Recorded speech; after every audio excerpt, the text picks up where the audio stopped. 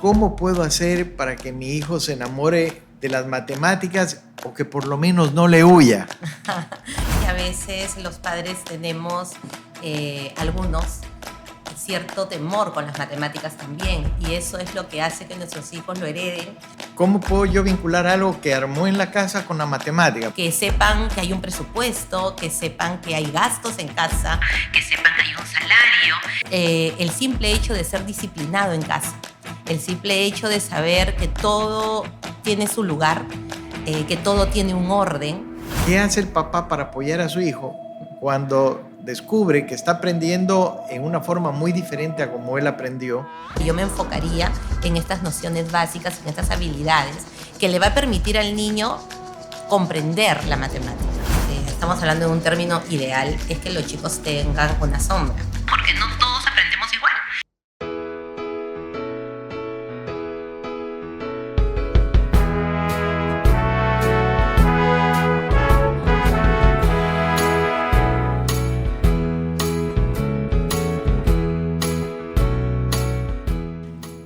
Bienvenidos a este nuevo podcast donde tenemos hoy la alegría, la fortuna de tener a Haruko Yamamoto. Es peruana con ascendencia japonesa, es licenciada en educación, tiene una maestría en dificultades de aprendizaje, profesora universitaria en Lima, donde dicta intervención en las dificultades de matemáticas, facilitadora de talleres del Programa Internacional del Bachillerato para Matemáticas en varios países del programa Diploma. De MYP. Y del MYP. Del MYP. También es coordinadora del MYP de un colegio en Perú y fue jefa del área de matemáticas en este colegio, ¿no? Y apoya obviamente el área de Learning Support justamente por la maestría que tiene en dificultades de aprendizaje. Bienvenida, Haruko. Muchas gracias, Rodolfo. Siempre encantada de estar aquí en el Colegio Nuevo Mundo. Una primera pregunta que se están haciendo algunos padres.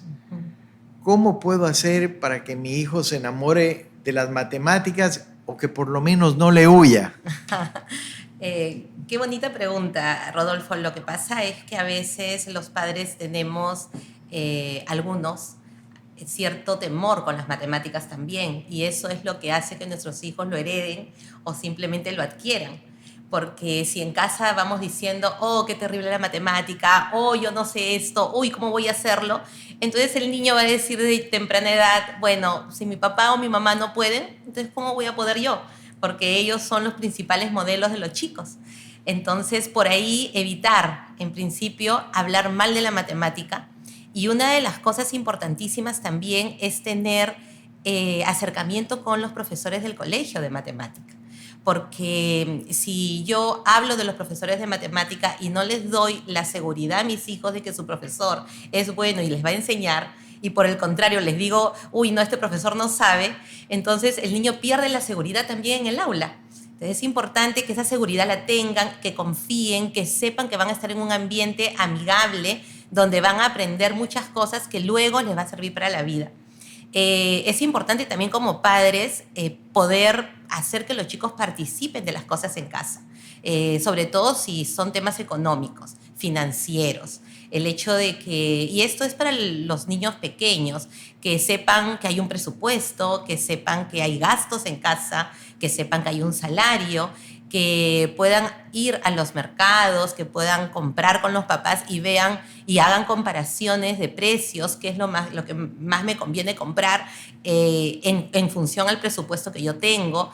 De repente en los recibos de luz, ver cómo es que han ido fluctuando las variaciones del uso de la luz en casa, del uso de la electricidad, del uso del agua. Entonces, haciéndolos partícipes día a día, considero lo más importante desde ser padres, desde ser mamá, desde ser papá. Y aparte de eso, también el poder inculcar a los chicos este tema de la matemática. En algún momento lo van a aplicar en algún momento en casa. Que de repente yo no lo digo, aplícalo. Y veo que mi hijo de repente, no sé, armó algo, arregló algo y decirle, oye, debes de tener muy buena estructura matemática para hacerlo. Entonces, desde la motivación, ellos intrínsecamente ven, uy, ¿de verdad? O sea, sí estoy aplicando la matemática y esto los motiva, porque es una cadena. De hecho, los chicos tienen que sentirse seguros y motivados intrínsecamente y extrínsecamente. Pero, por ejemplo, ahorita mencionabas algo que me llama la atención. ¿Cómo puedo yo vincular algo que armó en la casa con la matemática? Pues dices, armó algo, construyó algo, y yo le digo, oye, qué buena estructura matemática que tienes. Claro. Dame un ejemplo, por ejemplo, ¿qué podría ser? Eso es la geometría. O sea, nosotros vivimos en espacios, en microespacios, en macroespacios, ¿no? Y te digo algo, y se me ha venido a la mente ahora, desde pequeñitos, desde que son bebés. Yo no sé si aquí también hay estos juegos donde los niños tienen que encajar para meter en un cubo y hay estrellitas, hay bolitas. Entonces, desde muy bebé les compramos estos juegos y no sabemos que básicamente eso es correspondencia en matemática. Y es una noción básica matemática el que el niño pueda encajar. Y es por encaje esta correspondencia. Entonces, ahí estamos aplicando nociones matemáticas increíbles e increíblemente es un inicio para conocer el número, la noción de número, al momento de corresponder cantidades, ¿no? Y cuando son más grandes, de repente ahora hay estos temas de robótica que los chicos van construyendo, van viendo, es la relación espacial, es también el encaje, es también el ver que los patrones que pueden haber en estas construcciones, y en matemática trabajamos mucho con patrones. El pensamiento algorítmico, o sea, el poder descomponer un problema en procesos para llegar a solucionarlo, ¿es parte de la matemática o no? Claro que sí, porque son procesos mentales estructurados. Entonces, el algoritmo, en el IB le llamamos la noción o el concepto de lógica, ¿no? Y este concepto de lógica, no estamos hablando de la lógica proposicional, no estamos hablando de eso, estamos hablando de la lógica en función a algoritmos. Entonces, toda esa estructura que los chicos van haciendo para poder llegar a una solución es matemática.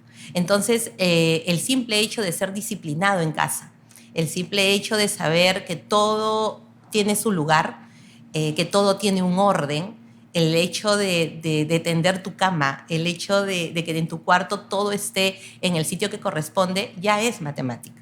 Entonces, desde esa disciplina, yo puedo estructurar mi mente y se me pueden hacer más fáciles los procesos de orden que tenemos en estos algoritmos. Y, por ejemplo, ahora en Ecuador estamos llegando a un momento donde estamos cerrando el año escolar. Uh-huh. Y algunos chicos pues tienen experiencia previa. El año pasado me quedé en supletorio, no me dio el puntaje para salir bien en matemáticas.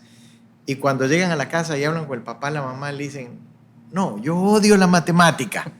No quiero saber nada de la matemática. ¿Qué puede hacer un papá o una mamá cuando ya el hijo tiene este sentido de que yo no quiero trabajar con la matemática o que yo estoy negado para la matemática? Claro, es difícil ya cuando es más grande. Yo creo que nosotros debemos de trabajar como la prevención, ¿no? O sea, no esperar que llegue al punto de que ya un adolescente te diga, lo odié. De hecho, sí se puede reconstruir, de hecho, sí se pueden fomentar experiencias, conversar con el colegio, de repente retroceder a lo concreto para poder, a veces es mejor retroceder para avanzar pasos agigantados que querer avanzar sobre lo malo. Siempre les digo a mis profesores, muchos chicos llegan a la secundaria sin haber consolidado la parte concreta de la matemática. Entonces les resulta muy difícil llegar a lo abstracto. El hecho de poder conocer bien los procedimientos, las estructuras y no aprender de memoria las cosas hace que ellos puedan hacer conexiones. Y ese pensamiento transferencia de todo lo que yo aprendí lo puedo transferir a estos conocimientos más complejos.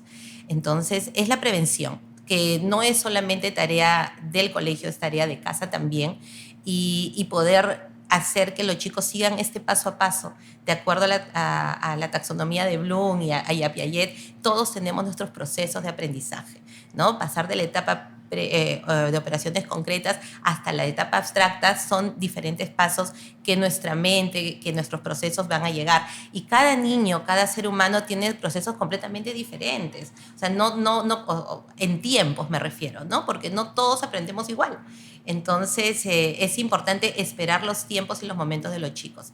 Ahora, definitivamente en una escuela nosotros tenemos una currícula y tenemos que seguir ciertos patrones. Entonces, para eso está el acompañamiento a los chicos, ¿no? El ir viendo que vayan logrando los objetivos de a poco, por etapas, para que puedan alcanzar los objetivos finales. Algunos van a alcanzar los objetivos con notas muy elevadas y hay quienes les va a costar un poco más, pero es lo normal. O sea, no todos somos perfectos en todo. Nosotros tenemos diferentes tipos de habilidades, diferentes tipos de estructuras y vamos a ser muy buenos para algunas cosas y no tan buenos para otras. Lo importante aquí es que las matemáticas es una asignatura que nos acompaña toda la vida y en diferentes aspectos, en diferentes áreas. Y es todo un abanico, porque en matemáticas tenemos la parte aritmética, tenemos la parte de geometría, tenemos la parte estadística, y es muy probable que los chicos aprendan más un área que otra. Y tenemos también habilidades que eso sí acompaña todo. Y estas habilidades son las habilidades de pensamiento. Entonces, por el área que tú vayas, vas a desarrollar esas habilidades de pensamiento crítico, pensamiento creativo, pensamiento de transferencia, tus habilidades de comunicación. Entonces, no nos limitemos solamente a que si no sabe matemática, entonces no sabe nada, ¿no? O si no sabe este tema. O sea, veamos las habilidades.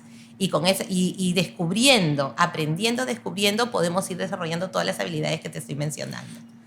Qué bueno que mencionas de esto, ¿no? Porque se ve que la matemática es fundamental para todos. No importa en qué área del conocimiento me vaya a desarrollar.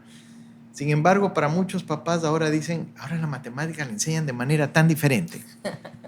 Sí. ¿Qué hace el papá para apoyar a su hijo cuando descubre que está aprendiendo en una forma muy diferente a como él aprendió? ¿Es correcto que entonces yo le enseñe mis estrategias o mis formas de resolver el problema? ¿O más bien, cómo lo apoyo en este momento a mi hijo? La educación en general es una complicidad entre la casa y la escuela. O sea, yo considero que nosotros vivimos en una comunidad y no es que si de un lado está así, entonces yo estoy en contra de ese lado. Pienso de que si el padre conoce la matemática y quisiera apoyar a su hijo en casa, debería conversar con el profesor de matemática y ver los modelos y los ejemplos y las formas y las técnicas en que se están enseñando ahora. Entonces, si el papá sabe o la mamá sabe matemática, va a entenderlo. Porque sí es cierto, muchas veces hoy en día nosotros buscamos el porqué de las matemáticas, buscamos unas técnicas que se le facilite más a los chicos la comprensión, más que la memorización. Entonces, y los padres más han memorizado procesos que entender el porqué, ¿no? Y yo creo que si ya tengo la matemática clara en procesos y converso con el maestro y voy entendiendo el porqué de las cosas y cómo es que está desarrollándose la matemática ahora, se me haría mucho más fácil llegar a mi hijo, ¿no? Yo creo que acá la comunicación es fundamental. Y pensando en esto, pongamos el escenario que son 7, 8 de la noche, el chico no logra terminar la tarea o el estudiante todavía no ha terminado su tarea de matemáticas, está teniendo dificultades. Entonces el papá, la mamá dice, ¿y si la resuelvo inteligencia artificial? Y si le digo que inteligencia artificial me lo muestra en pasos sencillitos, ¿está bien que los papás intervengan en apoyar a los hijos con las tareas? ¿Hasta dónde debería llegar un papá o una mamá para sacarlo al hijo de este aprieto de que no termina la tarea de matemáticas? Acá tendríamos que evaluar varias cosas, porque si el niño se está quedando hasta las 8 de la noche haciendo tareas, algo está pasando porque no deberíamos de estar permitiendo que nuestros chicos tengan que estar sentados haciendo tareas hasta tan tarde. Eso es lo primero que yo evaluaría, ¿no? ¿Qué tantas actividades inscribo a mis hijos en la tarde? O qué tantas tareas está dejando también la escuela para poder conversar con la escuela y decirle, mira, esto es lo que está pasando y poder llegar a un acuerdo con la escuela, ¿no? Ahora, respecto a la inteligencia artificial, yo considero que hoy en día todos usamos inteligencia artificial. Los padres, los profesores, los empresarios, de todas las áreas están utilizando y es normal porque el mundo está cambiando y todos estamos utilizando. Ahora, hay que ver las formas en las que lo utilizamos. cuál es el objetivo, qué es lo que realmente yo quiero que mi hijo aprenda. O sea, no se trata de cumplir, se trata de aprender, ¿verdad? Porque el cumplir puede convertirse en cumplimiento. Cumplo, pero miento. Entonces, ¿cómo es que realmente estoy cumpliendo? De hecho, la educación tiene que ser una visión de aprendizaje, de compartir experiencias, de que los chicos descubran. Por eso es que en el IB trabajamos mucho con lo que es la metodología de la investigación, de la indagación. Entonces los chicos van descubriendo y eso se refleja en un aprendizaje significativo, porque ya les queda para toda la vida. Entonces, de eso se trata, ¿no? Y la inteligencia artificial, si bien es cierto, te facilita estos cumplimientos de las tareas, yo lo evitaría. O sea, preferiría mil veces decirle a mi hijo, mira, no estás entendiendo, preguntémosle al profesor, no la hagas, yo le voy a escribir al maestro y le voy a decir, mi hijo intentó, no lo comprendió, para que vea de que hay un respaldo de los padres. Porque a veces los chicos dicen, no entendí, no lo hice, y de verdad era porque simplemente no lo quiso hacer. Pero si el papá escribe y manifiesta esto, entonces el maestro puede ir evaluando qué tanta tarea está dejando y qué tanto está comprendiendo mi alumno en clase, ¿no? Por ejemplo, ahora que mencionas esto, ¿qué pasa si la dificultad en matemáticas viene precisamente de una dificultad específica, una discalculia o algo así? ¿Cómo el padre puede detectar: mi hijo tiene algo en lo que necesita un apoyo especializado? ¿Cómo podríamos apoyar a los padres en esa área? En ese momento, bueno, yo imagino aquí en el colegio ustedes también tienen maestros que se dan cuenta de algunas dificultades. No son de repente profesionales en dificultades de aprendizaje, pero sí se dan cuenta que tienen alguna limitación. Yo lo que sugiero normalmente a los padres, me estoy dando cuenta, doy las características y sugiero una evaluación integral, una evaluación en aprendizaje. Y si veo que básicamente es en matemática, una evaluación en el aprendizaje es la matemática. Existen varios tests que pueden identificar estas dificultades de discalculia. Tenemos los test de procálculo, ¿no? Tenemos el EVAMAT de repente. Entonces, con esto ellos pueden ir viendo en cuál es la dificultad y en qué área. Y de acuerdo a eso existen terapias de aprendizaje también que se podría dar. Es más, el centro que evalúa puede darle un informe a la escuela y y darle algunas sugerencias de cómo trabajar con estos niños, ¿no? En algunos centros hay un área que es el área de aprendizaje, el área de Learning Support, y esta área apoya a los niños. Y bueno, en el país donde yo trabajo, incluso el ministerio ha sacado un carnet de CONADIS, que es un carnet de discapacidad, le llaman así, yo no estoy muy de acuerdo con el nombre, pero con este carnet los chicos pueden ser evaluados de otra manera, pueden tener otras rúbricas de evaluación diferentes a la que tiene el grupo.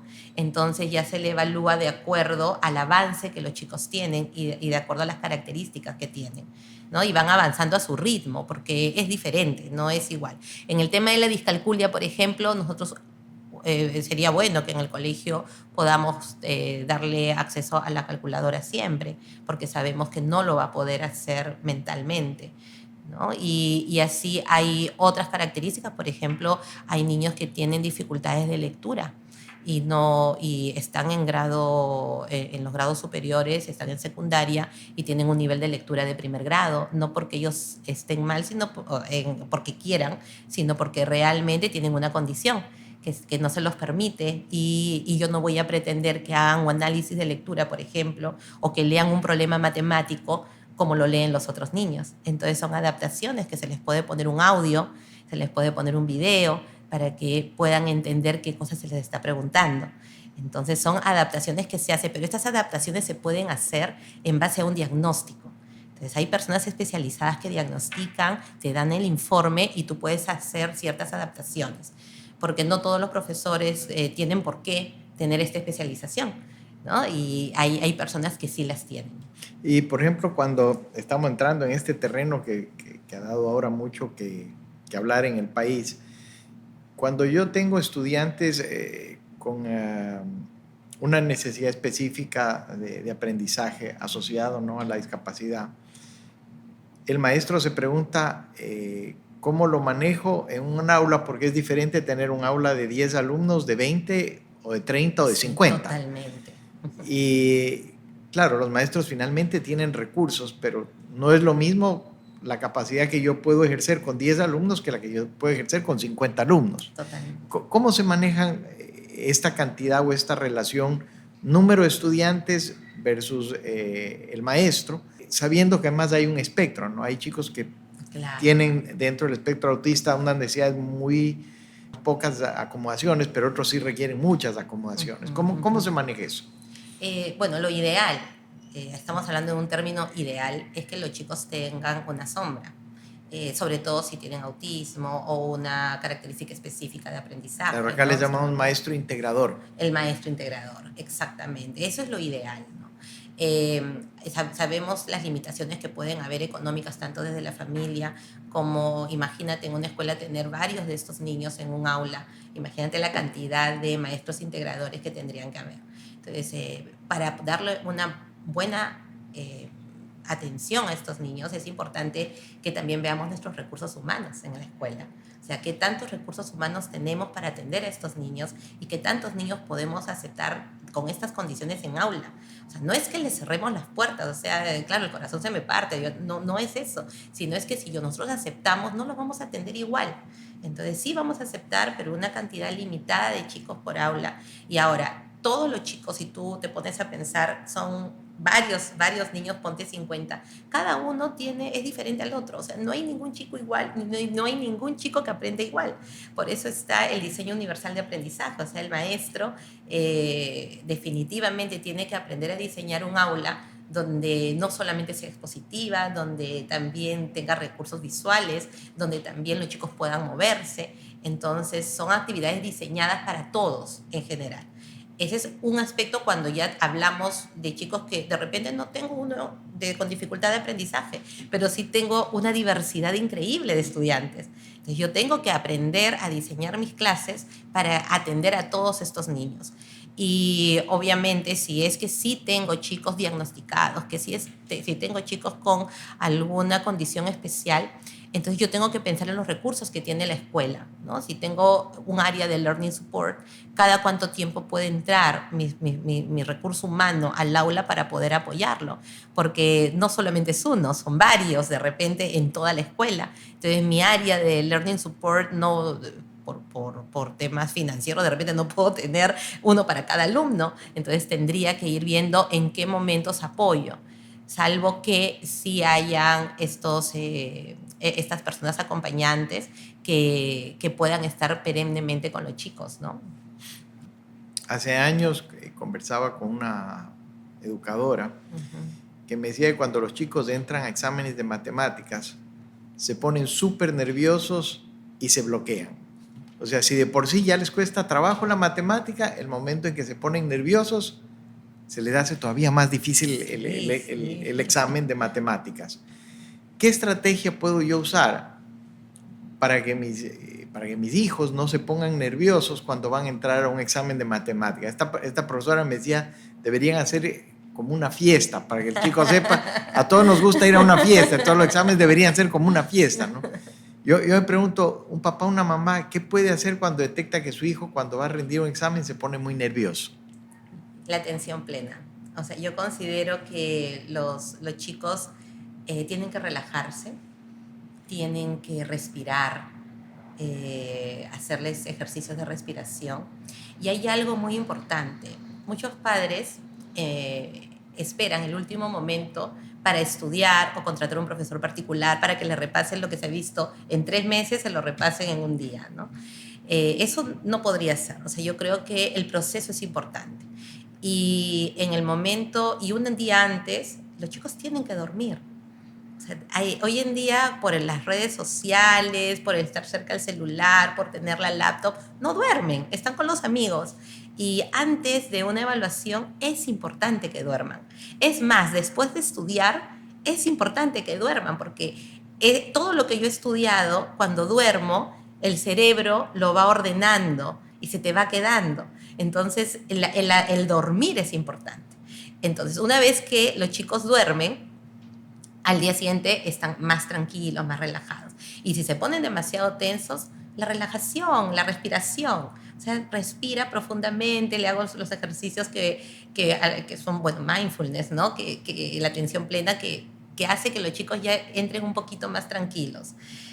Porque recetas no hay, no es, oye, tranquilízate ya, o sea, no hay forma, tienes que hacer ejercicios físicos para poder relajarte un poco. Y no solamente ocurre con la matemática, en diferentes áreas de la vida uno tiene que parar un rato, respirar y decir, bueno, ver qué cosa tengo alrededor, qué cosa manejo y tener confianza en mí, ¿no?